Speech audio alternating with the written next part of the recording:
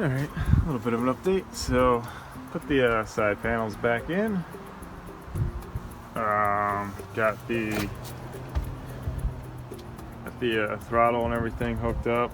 Did some wiring changes. Let's see. Put in new clips, rewired everything.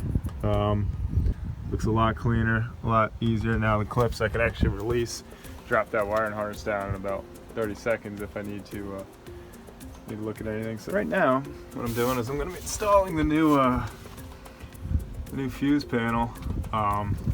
Getting rid of the old thing. This thing is pretty corroded, pretty rough looking. I've had to clean up the contacts several times from them not working. So just trying to label some of the wiring so I know what devices go where, or which wires go to which devices, and then I'll be mounting the new one in here. So I gotta make some frame. Just gotta put some wood against the PVC there, mount it to that bottom piece of the brace here, and that's where the new panel will go. Again, I'm trying to keep that open for now. Still might try to put some netting or something in there. We'll see how it comes out. But other than that, most of the interior is pretty much done. You know, I want to clean up where I got some bare wood yet. I'll probably paint that. You know, nothing too fancy. And then I gotta bolt some of the other pieces of the trim up front in place. But other than that, it's coming along pretty well.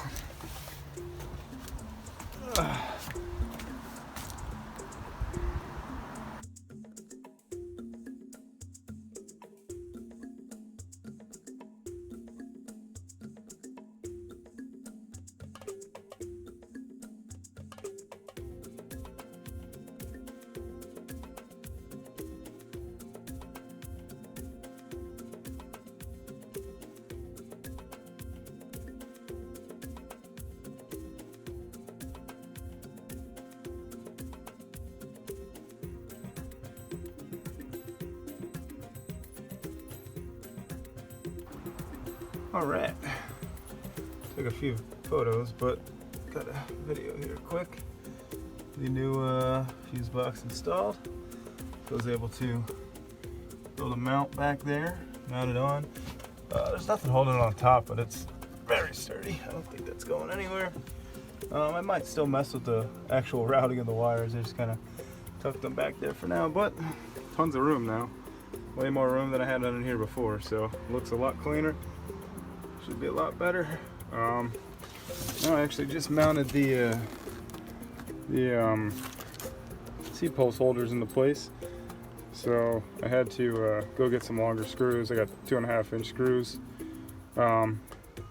holding this through the floorboard and into the frame that I built. So I built framing right underneath where the screw ports are. So guessing they should be fairly strong now.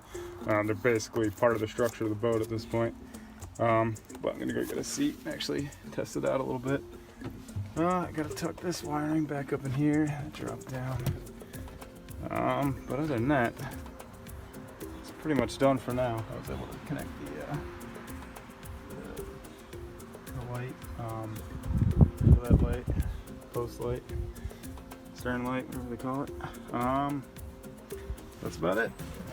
Yeah, interior's almost done. I was able to get that seat out. Done as well. So I'm gonna go grab the seats, test them out, make sure I don't get too much flex in the floorboard or anything, but it shouldn't be too bad at all. It's part of the frame. Obviously I got a lot of cardboard down to just kind of keep it protected while I'm in and out working on things, but it's coming along pretty nicely. I guess an update while I'm making a video is talked to the machine shop. They got the motor torn down and they're going to be balancing it hopefully sometime in the next week or two. So should get an update on if they can find out where my vibration in the motor is coming from, and hopefully it's nothing too crazy and they can fix it. I'm thinking worst case scenario I got to buy a crankshaft, but we'll see what happens. Alright, more to come.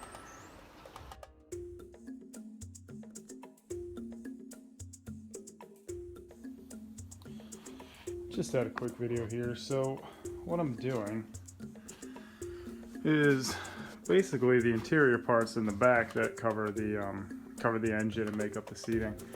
You know, they were already kind of, they had a fixed place, you know, between the floor and the siding and everything else. And basically, since I raised the floor 1/2 inch to 3/4 of an inch, that moved all the pieces up 1/2 inch to 3/4 of an inch, which made them too high to actually fit around the inboard sides.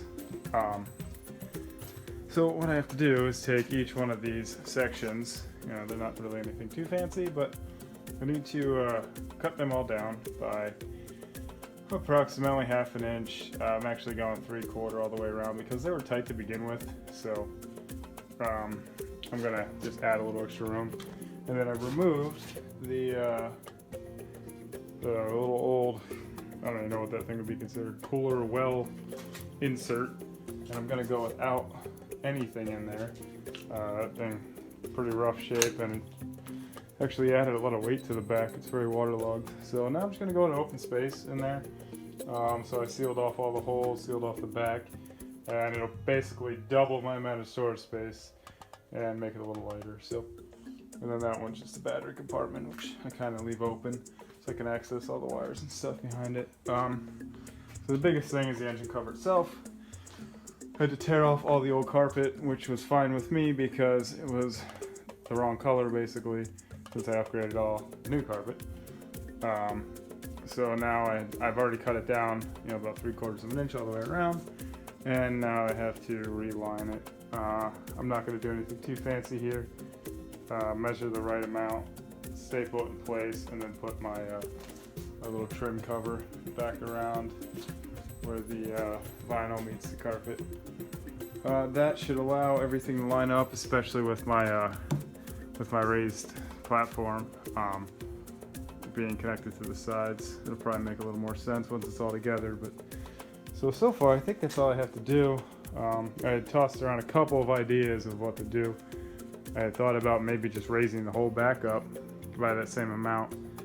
It would be a lot of extra work, no real gain. So I'm going this route. I was kind of dreading it, but honestly it's only taken me probably about an hour's worth of work to get them all measured and cut. Hopefully they'll fit into place all right. So more updates to come.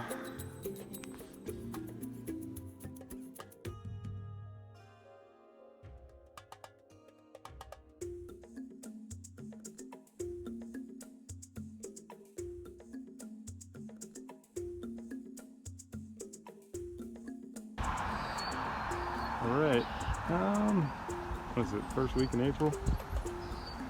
Cut down all the interior pieces to compensate for the floors being raised up a little more.